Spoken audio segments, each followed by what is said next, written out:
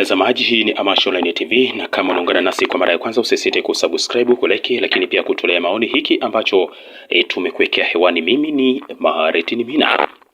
Ikiwa ni wiki tatu zimepita toka wafanyabiashara wa soko kuu la Manundu Korogwe na wakazi wa mji huo kukumbwa na mafuriko, hatimaye hali hiyo imejirudia tena asubuhi ya Aprili 14, 2026 baada ya mvua kunyesha na kusababisha uharibifu mkubwa wa bidhaa na mali mbalimbali za wafanyabiashara. Wananchi hao akiwemo Grace Mwanamakima, Simon Jonathan na Cecilia Nyoni wameiomba serikali kuwasaidia katika kipindi hiki kigumu na kuboresha miundombinu ya mji wao. Kwanza tumekopa, yakaenda mara pili tumekopa. Tumeenda tunalipa nini? Kwa serikali itufikirie. Maana kama sivyo watoto wako shule. Hatujalipa ada, tunadaiwa. Kwa hiyo serikali itufikirie, sio je tena ituambie tu kwamba baada ya siku 7 alafu mafuriko na la pili. Umpereji basi wafanye kitu chochote ili umpereji upitishe maji kama kawaida kuliko maji kuja huku. Maana tunapoteseka. Maji kama hivyo zinaingia maji alafu ni za mikopo. Tunalipa nini mikopo sisi? Tunachoomba serikali tufikirie.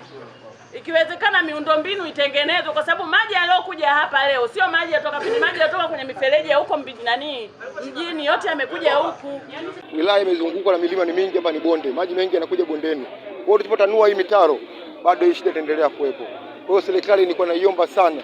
Nilikuwa naiomba kama wananchi wa Korogwe na mkoa wangu wa Tanga iweze kutusaidia ili kuweza kuokoa katika adha hii. Na issue kubwa naipigia kelele ni huo mtaro. Hapa ni lazima maji yaweze kukaa kwa sababu mtaro umekuja mpaka nyuma hapo. Na hii mtaro ukiangalia kule imekaa tofauti.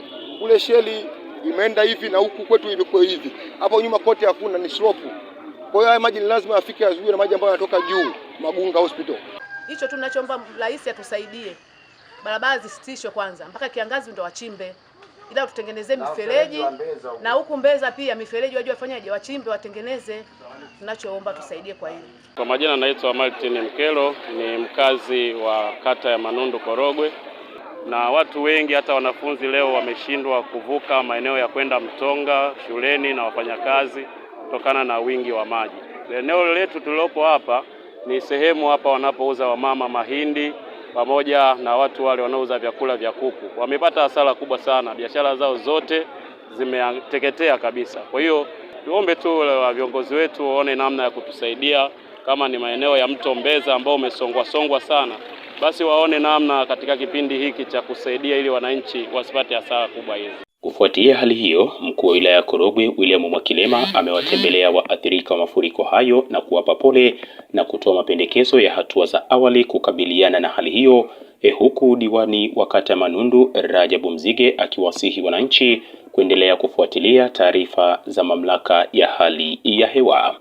Pamoja na athari ambazo ni za tabia ya nchi, lakini pia na shughuli za kibinadamu zinazofanywa kwenye mkondo wa mto Mbeza. Mkondo ule umefifia, umepoteza kina, maji yakija kwa wingi yanasambaa, ndio maana yakuja kutukuta mpaka kwenye shughuli za makazi, lakini mpaka yanaingia mpaka sokoni. Hilo jambo tuiachie serikali ione namna ambavyo itafanya. Lakini mambo mawili ambayo nataka kuyazungumza hapa, ni waombe wananchi, hatuhitaji kupoteza mali, hatuhitaji kupoteza uhai wa mtu. Wale wananchi mliojenga kwenye maeneo ambayo tunajua ni hatarishi, hebu tutafute maeneo mengine yaliyo salama zaidi kwa ajili ya kwenda kujenga na kuishi. Lakini la pili, ni waombe kama inawezekana, wafanya biashara tusipoteze tena mitaji kwa muda.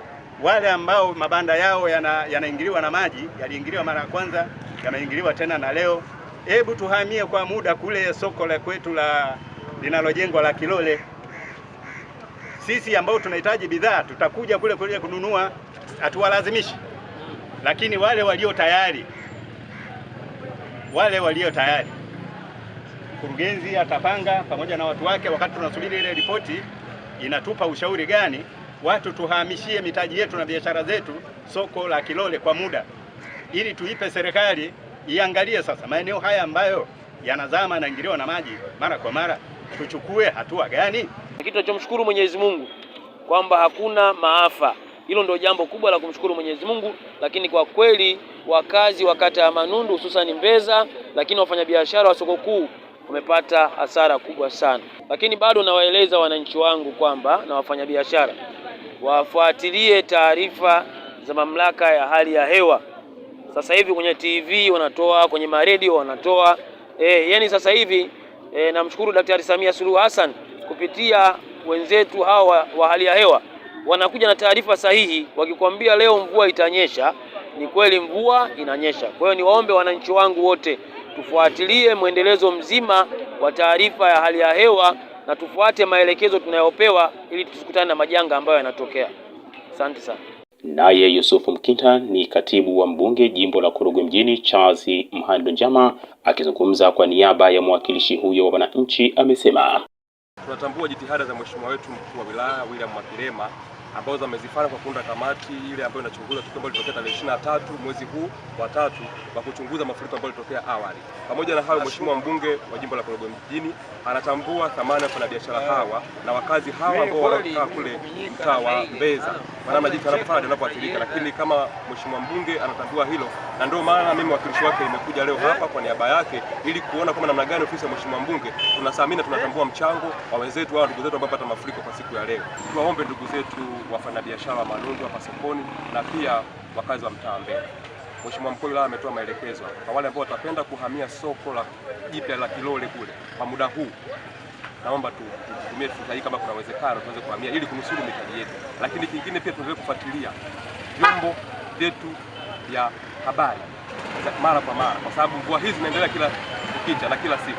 Kwa hiyo ili tusiendelee kupoteza mali zetu nyingi, tuendelee kuchukua tahadhari.